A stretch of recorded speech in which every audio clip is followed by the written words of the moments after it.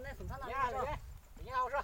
Ô, nó còn nó là từ hậu nó tao nó nè. Sao nó còn nó hậu đây đâu. nó hậu đây cho đây cho nó mà hậu cho ách lia Hậu dân trong hậu na. giờ tụi nó từ ở chỉ trong phố liền rồi họ á Ô đi. Cho nó có dưới sông trà. ít sông nên có xíu cho nó mà cho lo của cái chỉ cho biết cái nó chỉ tao ha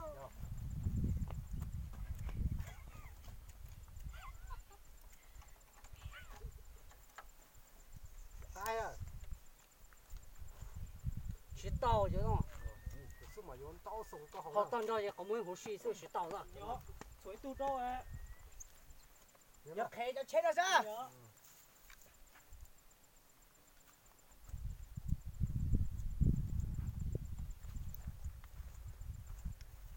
cho giờ nữa con thua ra vậy cha các tôi cho tôi xíu rồi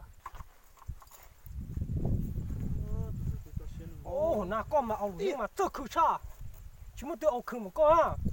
bé ba nó ông chỉ khử một con liền chỉ要họ có được khử sẽ họ có một ô cá chập lại rồi yên co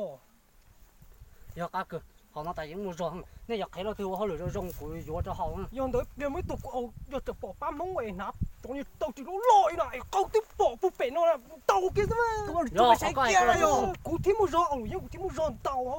giờ này giờ bỏ nó mà bây giờ nó hậu sẽ ô lựa một tàu chưa